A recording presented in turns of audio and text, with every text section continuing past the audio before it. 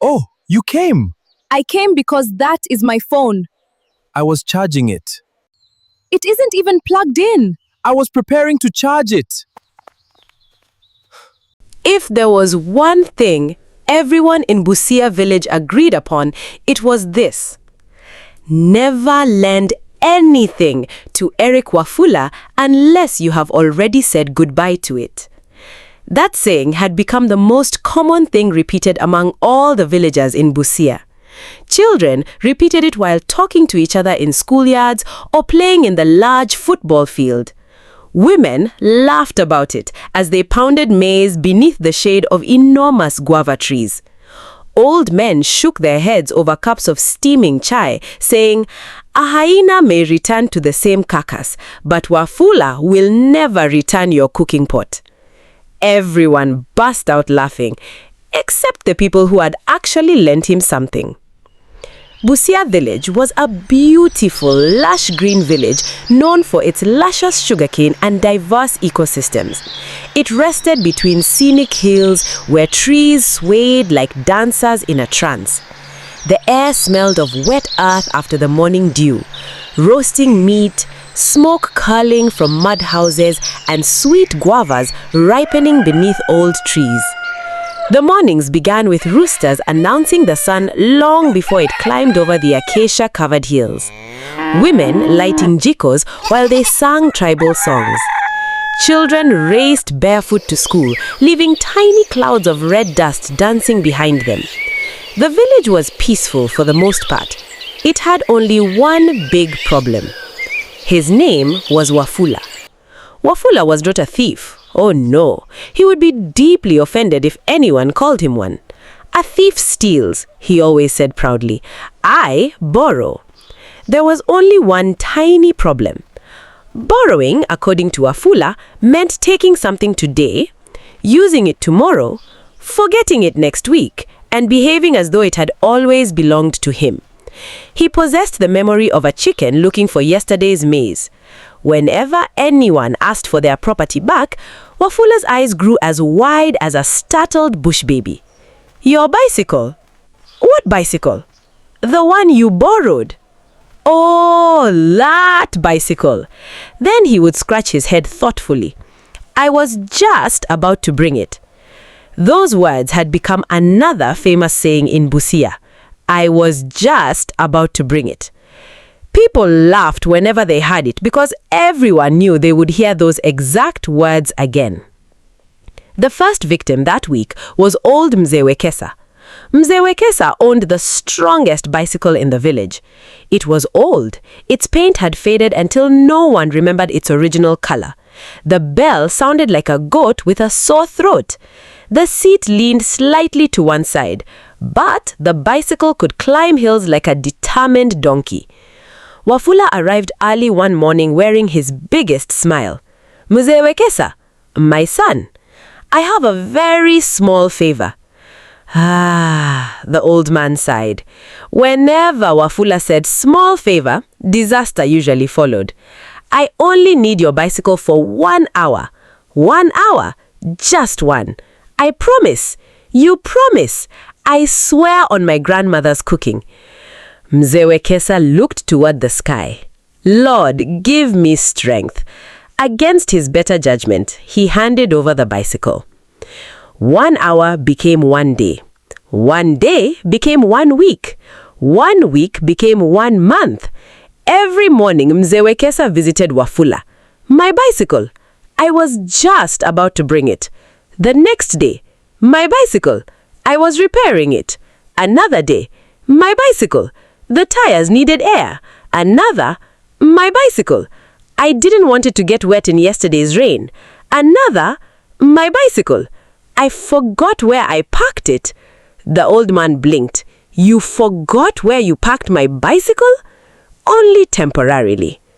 Then came Mama Naliaka. She made the tastiest mushenye in 3 villages. People claimed even visitors could smell her cooking from the next hill. One afternoon, Wafula appeared carrying an empty basket. "Mama Naliaka, my son, may I borrow your largest cooking pot?" "What for?" "I have guests." She smiled warmly. Family? No. Friends? No. So who? I haven't met them yet. She frowned. You haven't met your guests? They might visit. She laughed until tears rolled down her cheeks. You are a strange man. Still, she lent him the pot. 3 months later. Mama Naliaka, have you seen my cooking pot? Your cooking pot? Yes. You mean my cooking pot? Oh, yes, that one. I washed it yesterday. So where is it? I think it's in my kitchen. She marched to his house. There was no pot. Only 3 smaller pots. None belonged to her. My pot? Wafula scratched his head. I might have lent it to someone. Mama Naliaka stared. You borrowed my pot, then lent it to somebody else. Sharing is caring. She nearly threw her slipper at him. Word spread through the village like fire racing through dry grass. Soon, everyone had a story. Peter, the tailor, had lent Wafula a pair of shoes. Months later, Wafula wore them every Sunday to church. When Peter pointed at them, Wafula smiled. Nice shoes, aren't they? They are mine. They fit me so well. Because they are mine. Then there was Amina. She owned the only smartphone with a crystal clear camera. Wafula borrowed it for one quick call. 2 weeks later, Amina found him using her phone to watch football highlights beneath a mango tree. My phone! He looked up. Oh, you came. I came because that is my phone. I was charging it. It isn't even plugged in. I was preparing to charge it. The villagers began inventing new jokes. If Wafula borrows your umbrella, prepare to buy another before the rainy season. If Wafula borrows your chicken, expect eggs to arrive before the chicken does. Even the children joined in. One little boy asked another, May I borrow your pencil? The second replied, You're not Wafula, are you? The entire classroom burst out laughing. But Wafula remained blissfully happy. He never understood why everyone laughed when he approached. He simply believed he was the most trusted man in the village. After all, people kept lending him things. Then came the goat. No one expected that, least of all Mzee Wanjala. Mzee Wanjala treasured his white goat more than his radio. The animal was famous throughout Busia. Its coat shone like fresh milk beneath the afternoon sun. Its horns curved proudly. Children loved feeding it banana peels. Wafula admired it every time he walked past. One afternoon, Mzee Wanjala, my son, I have a tiny request. No. You haven't heard it. I don't need to. It concerns your goat. I knew it. I only need to borrow her. Borrow my goat? Just until tomorrow. What for? My grass needs trimming. You want my goat to mow your compound? Exactly. Mzee Wanjala laughed so hard he nearly fell from his stool. You are the first man I've met who borrows livestock. It will save me work. Against every warning echoing inside his head, he agreed. Tomorrow never came. Neither did the goat. After 1 week, Mzee Wanjala, where is my goat? I tied her safely. Where? Near fresh grass. So where is she now? I moved her. Where? I can't remember. The old man's face turned the color of ripe tomatoes. You forgot where you tied my goat? I remembered yesterday. And today? I misplaced the memory. The entire village helped search. Children searched the riverbank, women searched the hills, young men searched the forests. Finally, they found the goat. It had wandered into another village and was happily eating someone's cassava leaves. When they brought it home, Mzee Wanjala hugged it like a long-lost child. Wafula smiled. See, nothing happened. Mzee Wanjala stared at him. My brother, a goat that walks away from home may return, but trust, once it leaves, walks much farther. The elders nodded. One old woman quietly said, Trust is like a clay pot. Once cracked, it may still hold water, but everyone will see the lines. Her words settled over the gathering like evening mist. For the first time, some villagers stopped laughing. They were tired, very tired. People began hiding their belongings whenever Wafula appeared. Doors quietly closed. Children carried footballs inside. Women picked up baskets. Even chickens seemed suspicious. One rooster saw Wafula approaching and immediately ran behind a fence. People joked that even the rooster knew better. One afternoon, Wafula wandered into the marketplace wearing Peter's shoes, carrying Mama Naliaka's basket, riding Mzee Wekesa's bicycle while talking on Amina's phone. The sight was so unbelievable that the market fell silent. Then everyone burst into laughter. An old man whispered, "If borrowing were an Olympic sport, Wafula would bring home more gold medals than Kenya's runners." Even Wafula laughed. He thought everyone admired him. He never noticed the disappointment behind their smiles. That evening, beneath the great guava tree where the elders gathered, the village held one of its longest meetings. Oil lamps flickered in the cool night breeze. Crickets sang from the grass. The moon floated above the hills like a silver calabash. No one spoke for several moments. Finally, Mama Naliaka broke the silence. "We have asked politely." Everyone nodded. Mzee Wekesa sighed.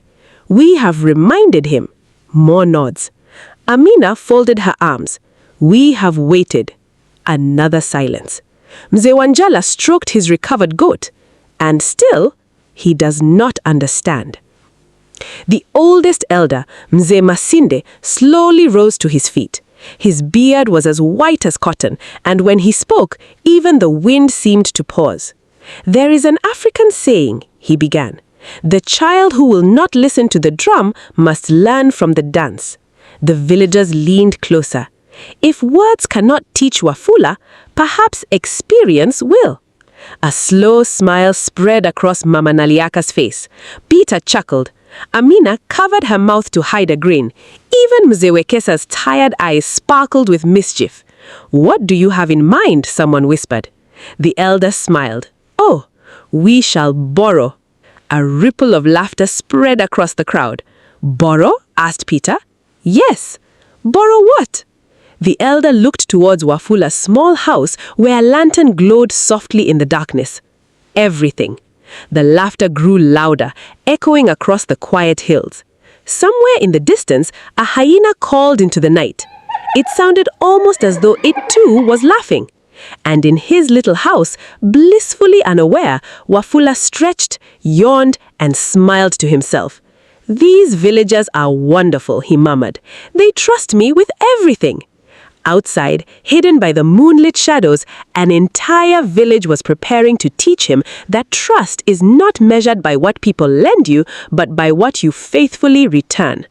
The rooster had not yet crowed. A cool mist floated across Busousia village like an old grandmother's shawl spread gently over sleeping shoulders. The stars still glittered above the hills, and the first whispers of dawn were only beginning to paint the eastern sky. Inside his small mud house, Wafula slept peacefully. He snored with such confidence that the geckos hiding in the roof paused to listen. Krrr-pff, krrr-pff. Children often joked that if thunder ever became unemployed, it could borrow Wafula's snore. Then Wafula's eyes opened.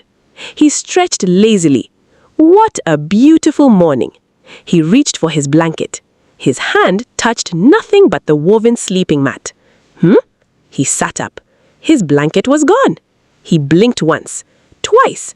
That's strange. He searched under the mat, behind a basket, inside a cooking pot. Nothing. My blanket has disappeared. He scratched his head. I wonder who borrowed it. For the first time in many years, Wafula experienced the tiny sting of confusion that everyone else knew so well. He shrugged. It will probably come back. He walked outside. Or at least, he tried to. He reached for the doorknob and pushed. Or at least, pushed where the doorknob would have been. Instead, he fell outside. He frowned, got up and looked at the door. Then he froze. His front door was missing. Not broken, not damaged, just gone. Only the hinges remained. The doorway stood open like the mouth of a surprised hippopotamus. Wafula looked left. He looked right. My door!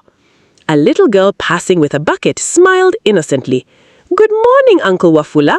My door is gone. Oh, did you see who took it? She smiled. They said they were borrowing it. She skipped away before he could ask another question. Wafula hurried to his cooking area. His three-legged stool had disappeared. The charcoal stove remained. The firewood remained. Even the ashes remained. But the stool had vanished. My stool too? He sighed. What kind of person borrows another man's stool? Across the road, Mzee Wekesa coughed loudly to hide his laughter. Things became stranger.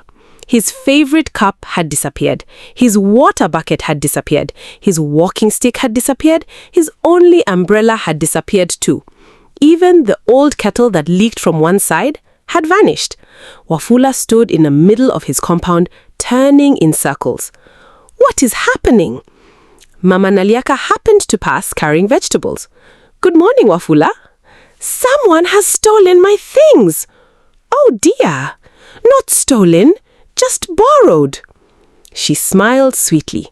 I hear they're very good borrowers. They're probably just about to return them. Then she continued walking. By mid-morning, the whole village knew Wafula had become the newest victim of borrowing. Wherever he went, people smiled politely. Whenever he complained, they nodded sympathetically. I understand. It must be difficult. You'll get them back. I was just about to return them. Those last words followed him everywhere. Whenever someone passed him, they cheerfully announced, I was just about to bring it. Children repeated it until they could barely stand from laughing. Wafula did not laugh. He didn't think it was funny at all. The following day became even worse. He walked into his goat shed. It was empty. He did not actually own a goat, but someone had borrowed the rope anyway. His clothesline had disappeared. Even the pegs were gone. His soap vanished. His mirror vanished. His only broom gone as well. Someone had even borrowed the lid from his water pot while leaving the pot behind. He stared at it. Who borrows only the lid? Peter the tailor walked past. Someone who only needed the lid. That afternoon, Wafula decided to visit Mzee Wekesa. My friend. Yes, my blanket. Oh, I borrowed it. When will you return it? The old man scratched his beard thoughtfully. I was just about to. When? Soon. How soon? I don't like rushing these things. Wafula frowned. But I need it, just as much as I need my bicycle. The words landed heavily in his chest. Wafula suddenly had nothing to say. The village borrowing continued. One morning, Wafula discovered someone had borrowed all his left sandals. Only the right ones remained. He tried wearing them anyway. Children laughed until tears streamed down their faces. Another morning, his cooking spoon disappeared. Someone left him a fork instead. He attempted stirring ugali with the fork. It was about as useful as trying to milk a bull. The funniest day arrived on market day. Wafula woke early.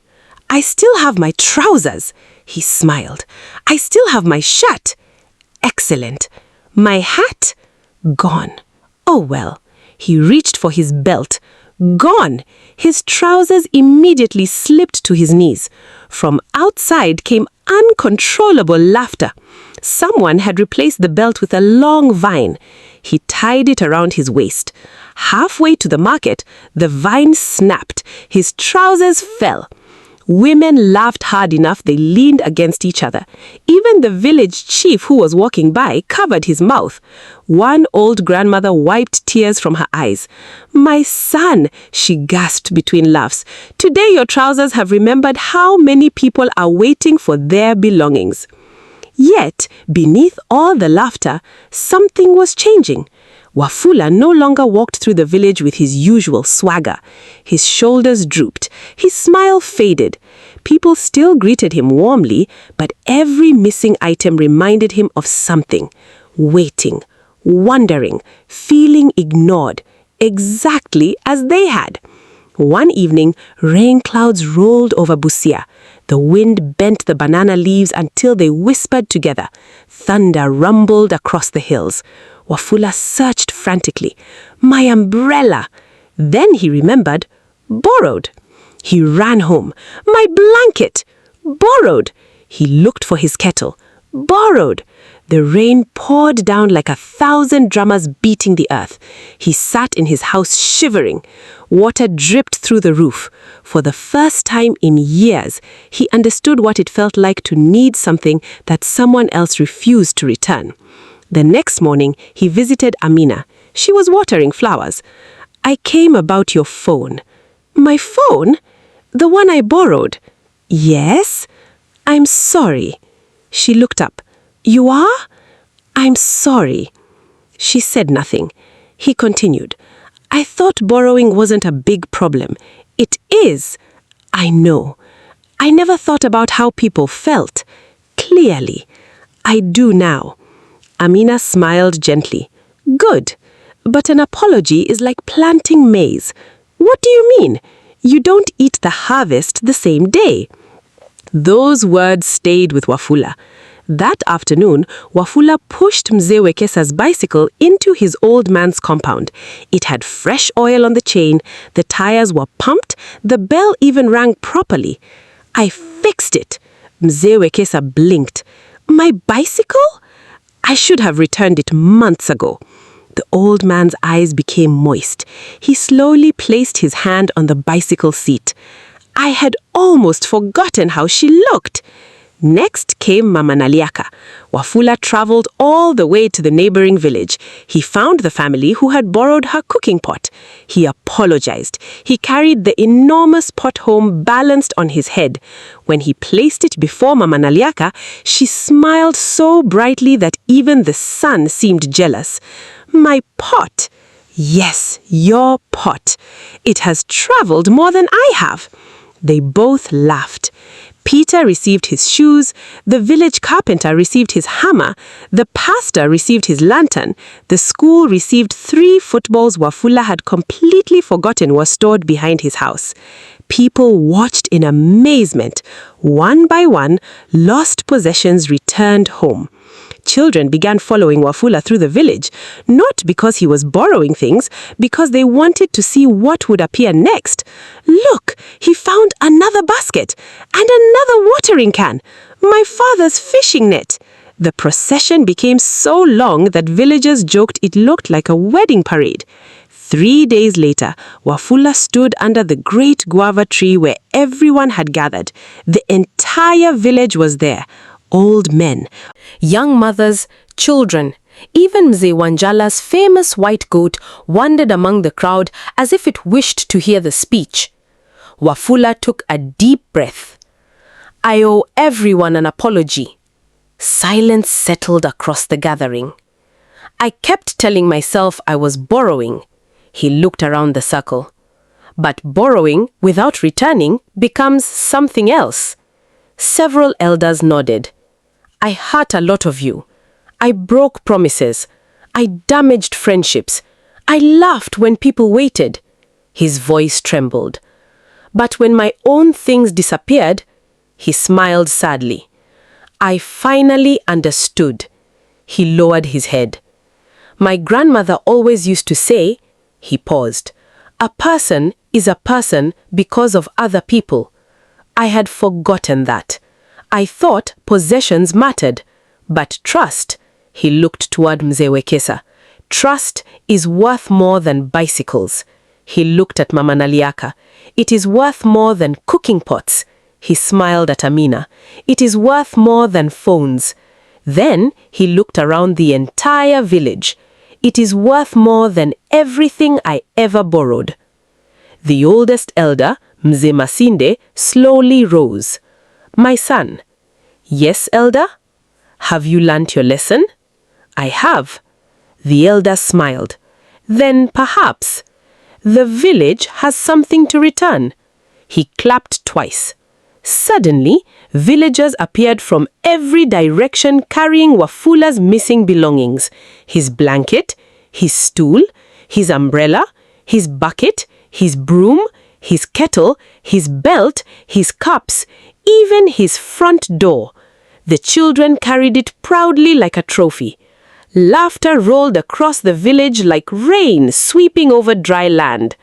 Wafula laughed until tears filled his eyes. "You even borrowed my door." Peter grinned. "It was very useful." "For what?" "We needed somewhere to lean while drinking tea." Everyone burst into another fit of laughter. The village carpenter fixed the door back onto its hinges. Mama Naliaka spread Wafula's blanket over his shoulders. Mzee Wekesa handed him the kettle. Little children returned his clothes pegs one by one. Even Mzee Wanjala's goat wandered over and gently rubbed against Wafula's leg as though offering forgiveness in its own quiet way. From that day forward, something remarkable happened. Whenever Wafula borrowed anything, he returned it. Sometimes the very same day.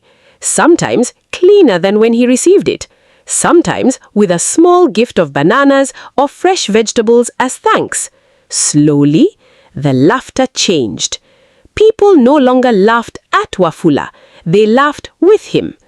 Trust, like a young acacia tree after the rains, began to grow again, slowly, steadily, putting down deep roots. And before long, the old village saying disappeared. No one said, "Never lend anything to Wafula." Instead, people smiled and said, "If a heart can change, a village can heal." One bright Saturday morning, as the market buzzed with life, a stranger carrying a heavy sack stopped in the middle of Busousia village. "Excuse me," the man called. "I'm looking for someone honest." Without hesitation, every villager pointed in the same direction. "There, ask Wafula." The stranger smiled. Wafula smiled. Then the stranger asked the one question that made every villager hold their breath. "My friend, may I borrow your wheelbarrow?" Wafula looked at the villagers. The villagers looked at Wafula. A mischievous grin slowly spread across every face. Wafula laughed. "You certainly may." He handed over the wheelbarrow. Then he added with a wink, "But I'll be visiting you tomorrow morning." The whole village erupted into laughter that echoed across the green hills of Busousia, carrying with it a lesson every child would remember. The richest person is not the one who owns the most things, but the one whom everyone trusts. My friends, if you made it to the end of this story, thank you for staying with me. If you haven't already done so, kindly hit the subscribe button and hit the notification bell so you never miss another interesting tale like this one. And right now, there's another amazing story waiting for you on your screen. Believe me, you don't want to miss it. See you on the next one.